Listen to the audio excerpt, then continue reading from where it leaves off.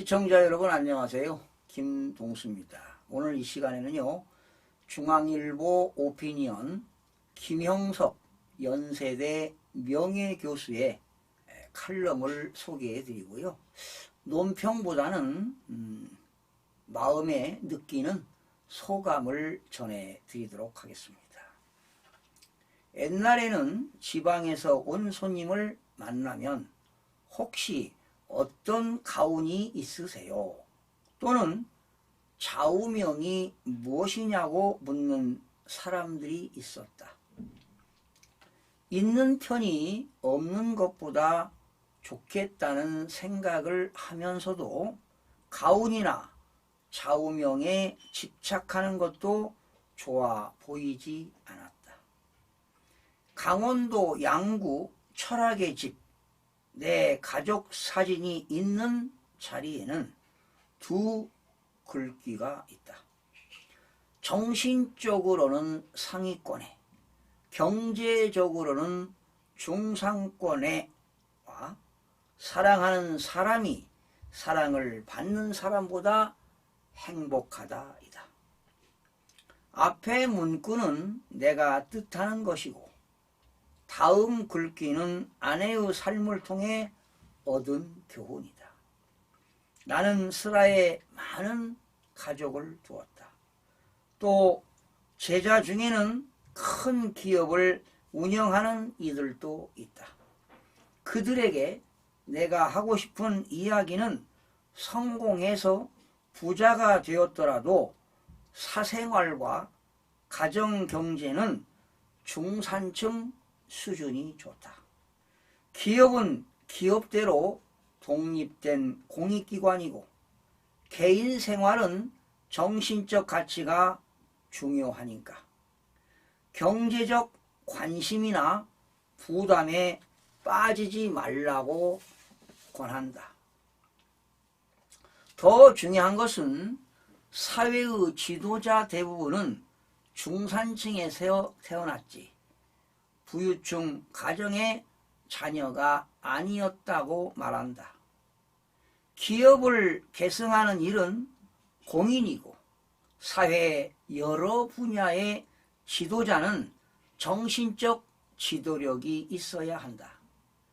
인격과 정신적 가치를 깨달은 사람은 기업인도 될 수 있고 사회 각계의 지도자가 될 수 있어도 정신적으로 빈곤한 사람과 경제 가치의 노예가 되는 사람은 기업인으로 성공할 수 없다는 것이 보통이다.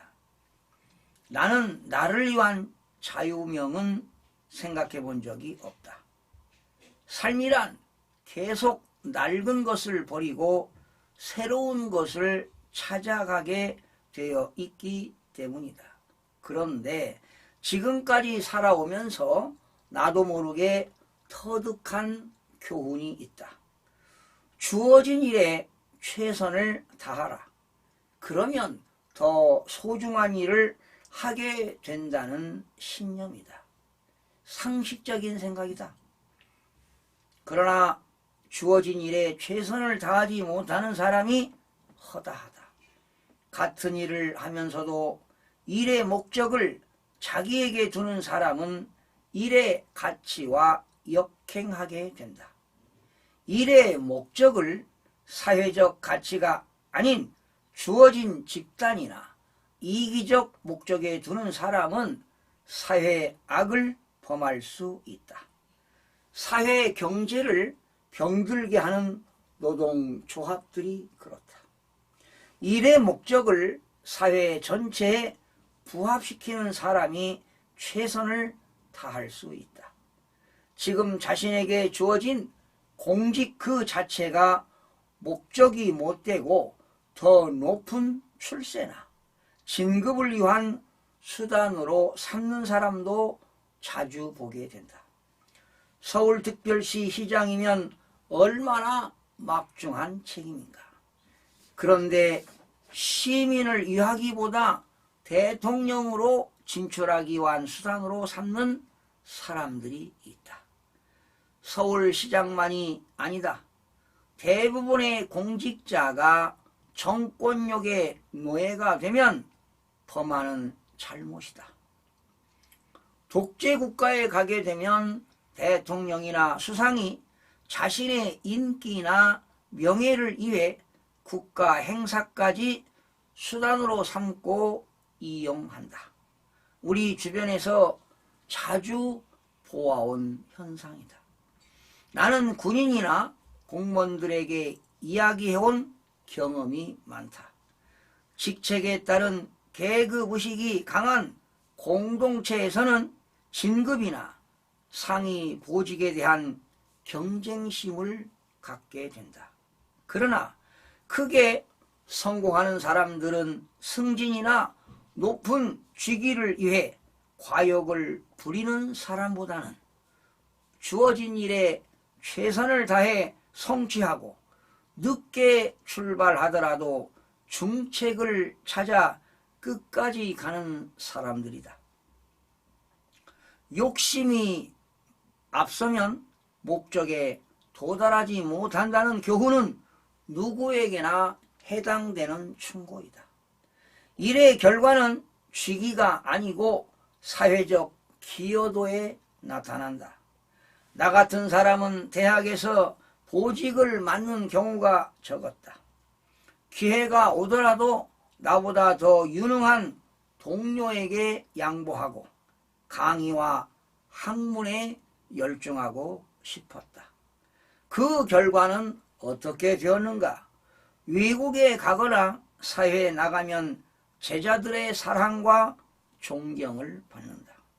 교실에서 내 강의를 들은 제자들이 많기 때문이다.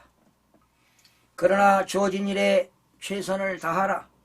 더 소중한 일을 하게 된다는 체험을 한 것은 나의 신앙적 인생관의 결과라고 생각한다. 중학교 입학을 소원하면서 약속의 기도를 했기 때문이다. 하나님께서 나도 다른 사람들같이 어른이 될 때까지 건강을 허락해 주시면 나를 위해서가 아니고 하나님의 일을 하겠습니다는 기도를 하였다. 내 건강이 거의 절망 상태에 있었기 때문에 나를 위한 욕심이나 희망이 없었다. 그런 출발에서인지 지금까지 항상 일이 먼저 주어졌다. 나 자신이 직업을 찾아간 경험은 단 한 번뿐이다. 27세에 탈북 월남하고 뒤늦은 학기 도중에 중앙고등학교 교사가 되기 위해서였다.